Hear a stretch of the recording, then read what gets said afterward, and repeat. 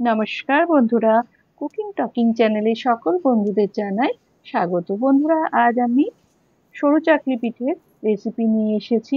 দেখুন কত সহজ উপায়ে আমি আপনাদের সরু চাকলি পিঠের রেসিপিটি দেখাচ্ছি। তার আগে বন্ধুরা, আপনাদের কাছে অনুরোধ রইল আমার চ্যানেলটিকে সাবস্ক্রাইব আর বেল আইকন প্রেস করার জন্য।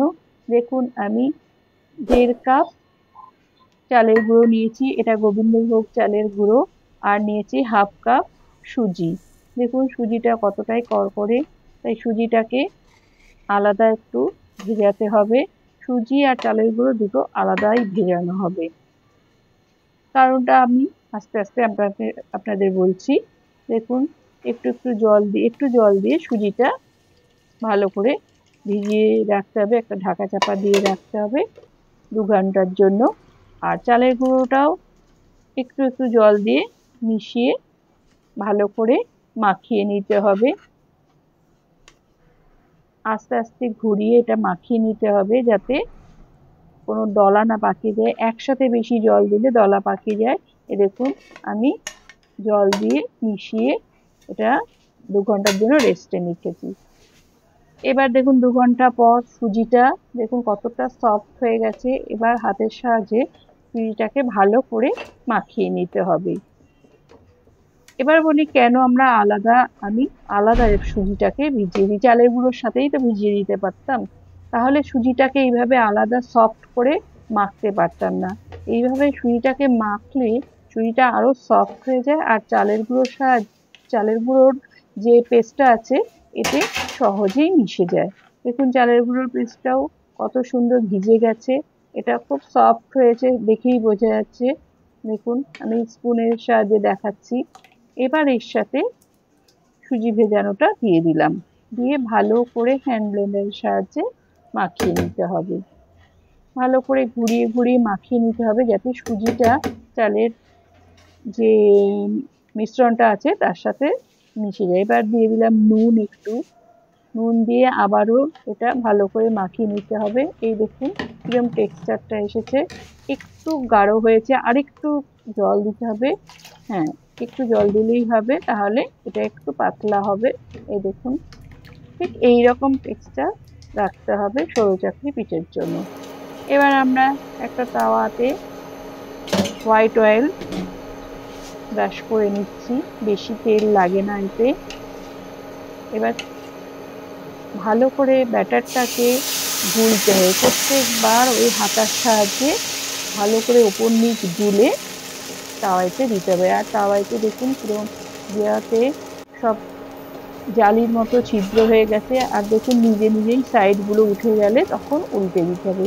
প্রথমটা একটু দেখুন লেগে গেছে, প্রথমটা সাধারণত একটু লেগেই যায়, ওটা কোনো চিন্তার ব্যাপার না, কারণ এর পরেরগুলো কারণ হিটটা তো পুরো হয় সব জায়গায় সমান যায় না। এবার যতগুলো হবে সব দেখবেন পুরো উঠে যাবে। প্রত্যেকটা করার পর এরকম ভেজা টাওয়েল দিয়ে মুছে নিতে হবে, মুছে হোয়াইট অয়েল ব্রাশ করে নিতে হবে। আবারও আমি আরেকটা দেখিয়ে দিচ্ছি কিরকম। এখানে 1 হাতা দেওয়ার পর দেখুন ছিদ্রগুলো নিজেই হয়ে যাচ্ছে। এই যে ছিদ্রগুলো হচ্ছে এগুলো দেখিয়ে দিচ্ছি দেখুন। এবার কিছুক্ষণ পর দেখুন সাইডগুলো নিজেই উঠে যাচ্ছে, আর দেখুন খুব সুন্দর ভাজা হয়ে গেছে। এই দেখুন হালকা একটা লালচে কালার আসছে। আর উল্টেও দিলাম, অনেকে উল্টায় না, এইভাবেই নিয়ে দেয়, কিন্তু আমি এটা উল্টে দিই যদি কোনো কাঁচা থেকে থাকে। আর একটাও দেখুন দেখিয়ে দিচ্ছি, শেপটা নিজেই নিয়ে নিচ্ছে। এই দেখুন ছিদ্রগুলো নিজেই হয়ে যাচ্ছে, আর ছিদ্রগুলো হয়ে যাচ্ছে, আর শেপটা নিজেই নিয়ে নিচ্ছে। নিয়ে এবার দেখুন উল্টে দিচ্ছি। এবার আমি সরু চাকলি পিঠে তো সাধারণত গুড়, খেজুর গুড় বা নলেন গুড় দিয়ে খায় সবাই। এবার যারা মিষ্টি খেতে পছন্দ করে না তাদের জন্য আমি আরেক ধরনের নিয়ে এসেছি। দেখুন আমি বাঁধাকপির তরকারি করে রেখেছি। ঠিক এই যে এইভাবে সরু চাকলি পিঠেটা বানিয়ে এতে আমি একটা পুর দেবো, বাঁধাকপির পুর দেবো। এইভাবে বাঁধাকপি পুর দেবো। এভাবে খেতেও খুব ভালো লাগে। যারা মিষ্টি খেতে পছন্দ করেন না বা যাদের মিষ্টি খাওয়া বারণ, তারা এইভাবে খেতে পারেন। এইভাবে খেতেও খুব সুন্দর লাগে।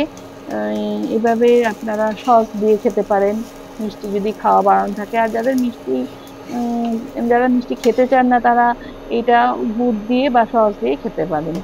আর একটা বানিয়ে দেখিয়ে দিচ্ছি, এই দেখুন।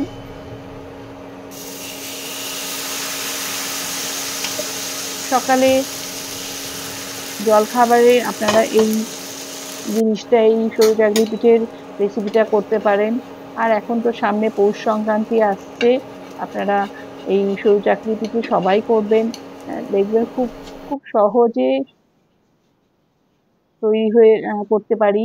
এই দেখুন, সসের সাহায্যে, সস দিয়ে বাঁধাকপির গুলো সার্ভ করলাম, আর নলেন গুড় দিয়ে আমি সরু চাকলি পিঠেগুলো সার্ভ করছি। তো বন্ধুরা, কেমন লাগলো আমার রেসিপিটি কমেন্ট বক্সে অবশ্যই লিখে জানাবেন। আবার অন্যদিন অন্য রেসিপি নিয়ে আসছি। নমস্কার।